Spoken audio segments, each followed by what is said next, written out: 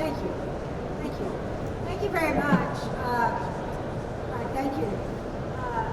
Well, I'm going to take you to a totally different place. As you've heard in these incredible presentations this morning, the most innovative procedures in cardiology, this amazing gaming technology, and walk through this pavilion, and you will see remote monitoring, you will see virtual telehealth, you will see everything possible. We've got AI, but I'm going to take you to the real world. And what you are trying to do is influence the patient to improve their health. And so we haven't sat in a laboratory creating gaming or algorithms. We have done it on the front lines of healthcare with patient engagement, with provider engagement, and with the motive to change patient behavior and their abilities to self-manage. In that context, we developed a commercial platform called Compass CP. It's a digital platform for individualized and coordinated care in recovery and second prevention. Now, I am a researcher. I've had millions and millions of dollars in research funding, and I'm still funded tremendously. And this application that I'm going to talk to you about is modeled in stroke. But I'm leaving this platform right now and going to launch a major randomized clinical trial tomorrow in congestive heart failure. So I'm going to give you the example of stroke.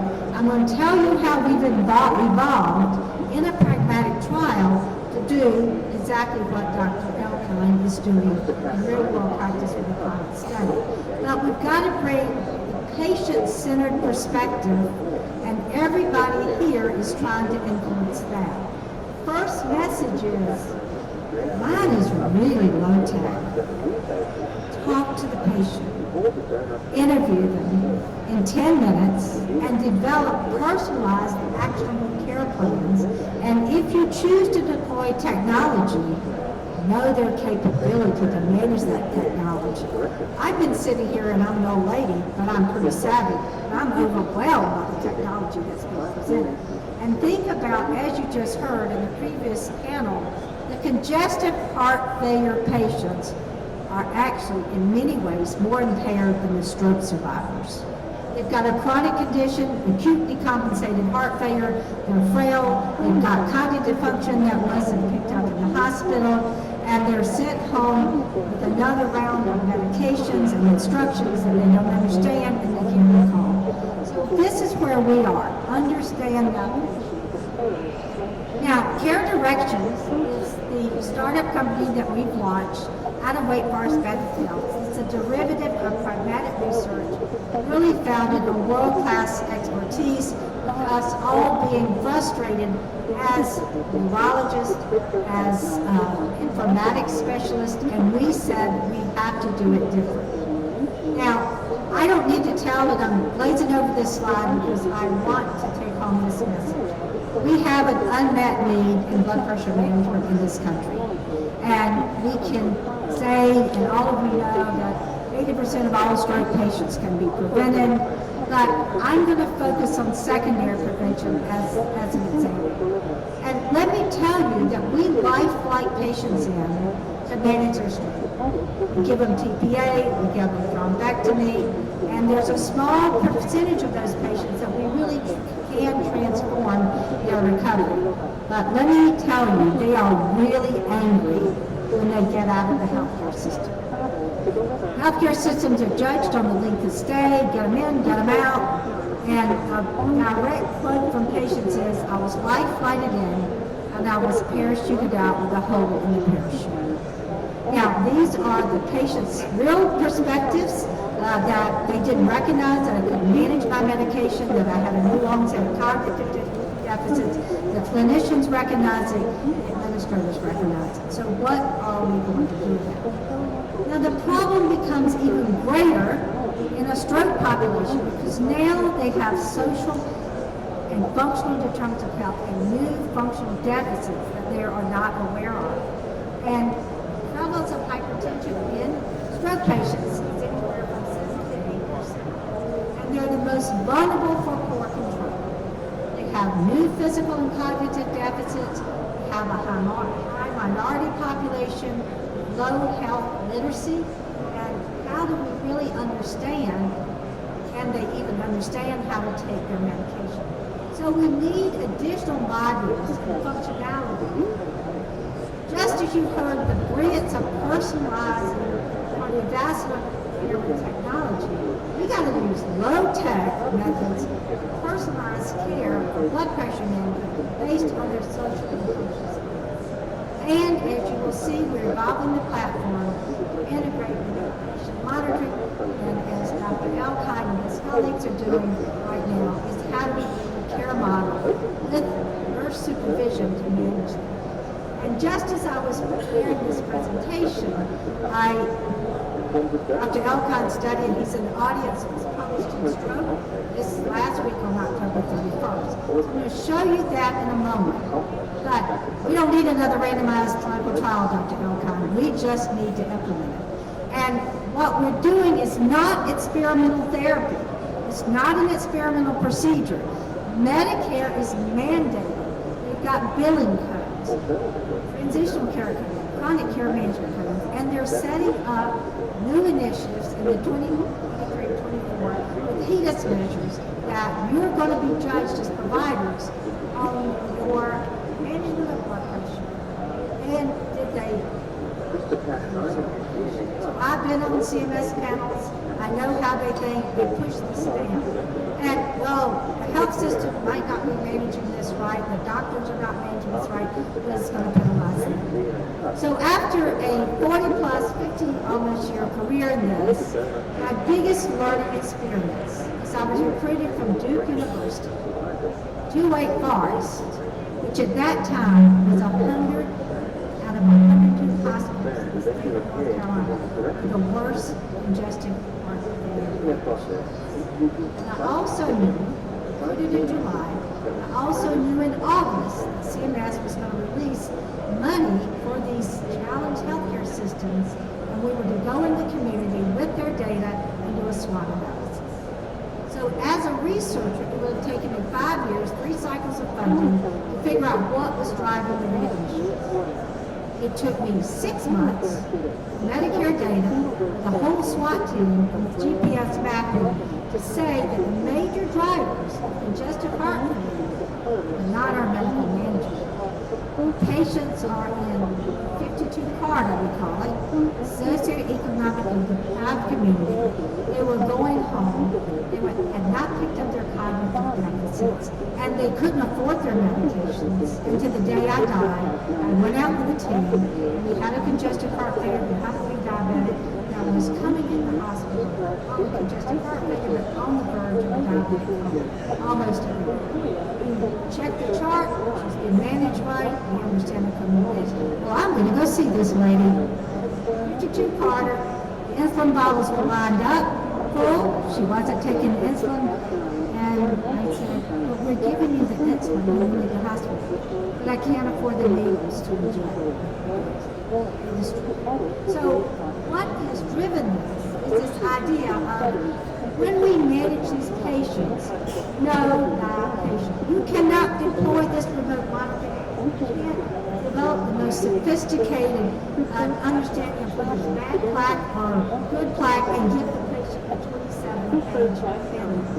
You can have the health leaders who understand it, to have the caregivers who can support them, and the partners to make it. So Mitch's study and his colleague just published this in Stroke. This is a model of healthcare in which they're using telehealth after surgery. It's a nurse-led management program monitoring the patient, and the most important thing, tailored informatics. Now, you might conclude this study these subjects, right? But who was it in? Mitch and his colleague, Sacco, have been pioneers in the Northern Academy Project. They've understood communities, they've understood diversities, they've understood how to communicate. But how do we bring this to first-line practice? And with this model, compared to usual care, look at the change in blood pressure. 16 milliliters of mercury. And what happened in usual care was 3 milliliters of mercury. So the only criticism, and Mitch is sitting in the audience, we don't need another randomized trial. We have got to take this to frontline practice, bring the most innovative technology, but it's got to be driven by knowing who that patient is. And so what we have done is really said, you know what, now Medicare says you've got to understand the social and functional determinants of health, you've got in your EPIC program a couple of questions, but you've got to make this action.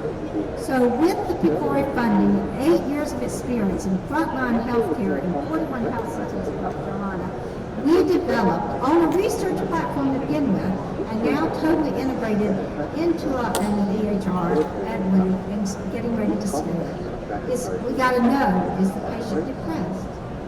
Do they have a new cognitive illness? What are the factors that are driving their health need? Can they afford their medication? Do they have a caregiver in place or a care partner can help them if they can? And by incorporating this in, now don't be shocked, I am telling you the truth, 15 minutes, that's all it takes, by our algorithm to systematically interview the patient and quickly generate an individualized care plan in real time based on the patient and the care partner's ability to understand the information and act on it. Now this is not rocket science as you've heard in the previous presentations.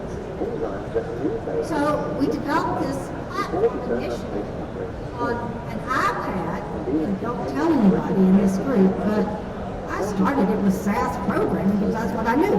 And now we have all the technology for the new levels of programming. But it was developed with frontline clinicians. We've tested it, embedded it, and we've listened to the nurses. I'm not going to click with this many times, I'm not going to do that. And we made the care plan actionable. Now again, everybody's bringing technology, and all of you in healthcare know there's a group called Find Help and Unite Us. And they're selling their products to healthcare systems left and right. Go look them up, put your zip code in, and you'll find 2,000 resources in your community. How good is that to me?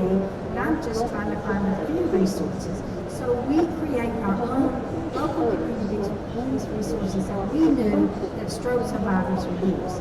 Most importantly, we're not just collecting patient-reported assessments, we're making it into action. Now, what we did is, to remind you one more time, is a bunch of passionate frontline leaders, like Cheryl Michelle, myself, and Allison. So we can do this, and then we brought informatics in. But then we had to take it in the clinical workflow.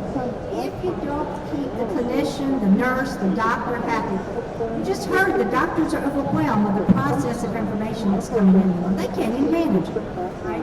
So we put it in the workflow, we listen to them, and we would decide. And then now in the original study, we had 41 health systems, and the biggest challenge was implementing.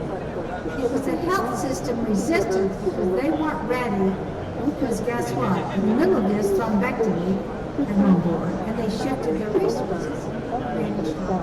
So there's a lot of, we published this, Barbara Lotz is here with me, we've got numerous publications about what prevents these. So now Cheryl Bushnell is leading the team's big project. Pragmatic trial, exactly as Dr. Elkheim has demonstrated, but can we get health systems and CIOs to implement this in practice? So, improving clinical efficiency, if you don't keep the nurse, physician happy, you don't bombard them with too much information. And let me tell you, patients can handle everything that we throw in. So, again, what did patients tell us? We don't want new neurologist telling us one thing, the nurse practitioners telling us one thing, the physical therapist telling us another. We want, as we say in the South, a common enemy. And just like we promoted FAST, we want a common message. This message is, find your way forward to recovery and independence. Now, the health system in CMS is worried about readmissions. You know what patients are worried about? Congestive heart failure and stroke patients. They're worried about function, cognitive decline, and do I have a quality of life? So this message is prevalent in everything. You can find your way forward to recovery if you navigate, you take your blood pressure, you ask for help when you need it, and make those resources available to them. You get up, you physically move, and you take responsibility of managing your health, behaviors, and your medication. And everything is focused. Now, as I told you, the first trial was on a research platform. And the nurses said, well, you know, we're not going to use a separate platform. So then we received Cadmus money, and now we're refining this with Corey money. We now have integrated it into the electronic medical. We know that all the stroke patients are coming in by the ICD-10. We create a dashboard of those patients every day. It's real time. It can be every minute if you want it.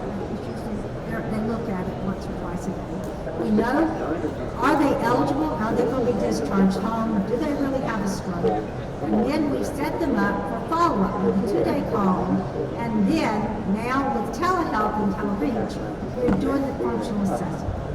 And we understand what their barriers are to self-management. And you will find this amazing to believe. In our first study, patients who had a stroke, a mild stroke in TIA, by the time they get home, 20% of them are not compliant with their medication. And they didn't hear that message that high blood pressure causes stroke. And they didn't identify blood pressure as a risk factor. An unbelievable number of our patients did not recognize this. So then we developed very individualized care plans for them that says in real time, this patient doesn't understand that pressure is a risk factor, and they don't have the money to manage their medicines, and they don't have the cognitive ability to understand what you're doing. So we need to be engaged with the care plan. So we're now also expanding the platform that we can look at the 90-day outcomes and send that back to patients. So this is really important. The care plan do not send a patient home with 27 pages. They need one sheet. They need it designed by educational gurus who are out there in the market. And this is the one that we are now refining, the blood pressure message. Look, what is the purpose of this evaluation? And what is your goals? What matters to you? And here is the way that you are going to be able to find it. We can generate that care plan in real time, put it in the electronic medical records and onboard it. We can send it to the patient through the portal, or we can print it. So it's simple care plan. And we message, and I'm just going to do this fast, what matters to you? What are my concerns? Why is it important? And how do I find my way forward? With blood pressure, for example, we tell you your blood pressure today is taking a trip. It's 150 over 90. Well, that sounds pretty good. No, it's not pretty good. Why does blood pressure matter? They're not immediately concerned about, I hate to tell you, about a recurrent stroke. They're more concerned about, I might have cognitive dysfunction and then sexual dysfunction. So why does it matter that you control your blood pressure? Yes, you can have another stroke, you can have a heart attack, but the patients told us, oh, cognitive decline? I'm vascular cognitive? And in the men, blood pressure and all these medicines may not have the best sexual function. So we build it on that, and then we say, well, given our personal profile view, what do you do to measure your stroke? Do you have a blood pressure cuff? Can you afford the medicines? Have transportation to get back to the doctor? So when we say, what do you do to move forward, we personalize it with automatic algorithms that tell you what are the barriers to self-management. And then, as I said, we can generate that and get it back to the patient. But here's another important thing. We also link them to community-based resources. And now, with the new model, and probably similar to what Mitch has done, is we don't just say, find your medication at X pharmacy and this is where you can get it cheap, but where do you go to continue physical activity? And we're now coaching them in that realm about what is going to be available. Last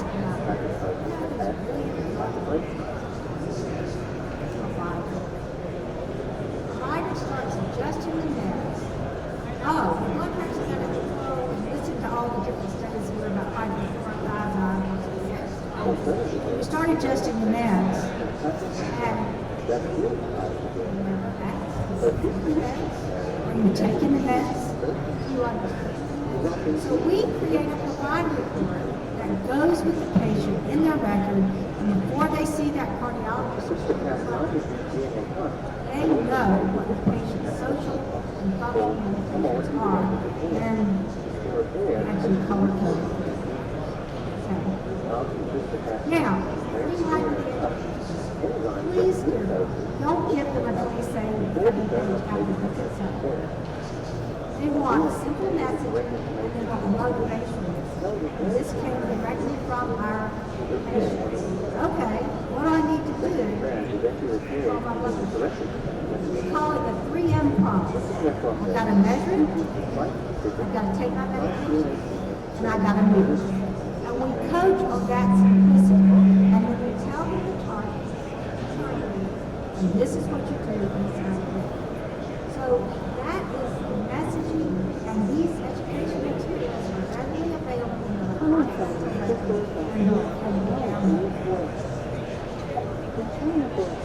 Now, I have a demonstration. I know we're touch for time. We'll give you a link and a handout, and you can put that back on time. But the demonstration shows you how to quickly navigate with a few clicks in the EHR, and you will be amazed how quickly you can generate that care plan and that provider. Now, where are we going next? So I'm not the IT person, so I'm asking you. So the Compass CP Informatics is a digital platform.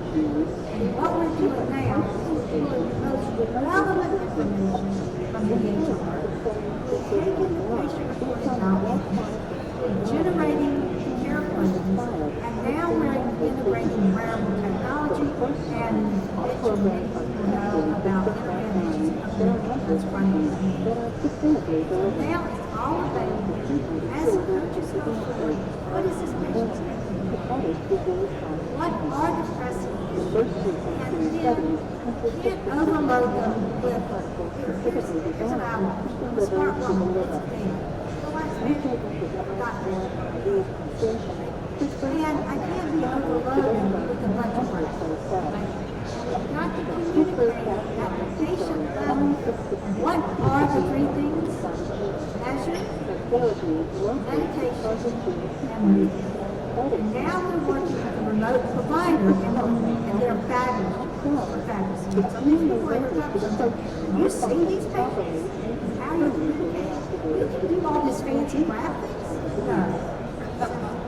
So we're working with them. The message, very here's the thing. We teach the patients with different devices. Look, there's three things. Measure, medication, and move. And this is where you are with your blood pressure. This is where you are with your medications. And this is where you are with your steroids. Now, in stroke, you have to take them where they are in your low level of steroids and suppress. Now, they don't even get that information all the time. So what we're playing is how often you get that information. And by the way, so as I into this information goes back into the platform, EHR does not want your remote monitoring back to your record. You might miss it. We take it, we analyze it, and now we're looking at 6 blood pressure measures across the board, and have a rigorous protocol of and when it's out of range, when we notify the nurse practitioner, care coordinators, and then we're allowed to upload it to back. So what this does is it really requires Epic integration. Right? If you work with Epic, they got the solution for everything. But now they have to pay attention because of all. Data is not there. Patient. Data is the health system, it's the patient. And if you're going to be successful, you've got to get it in the app orchard, which we are doing as we speak. Right?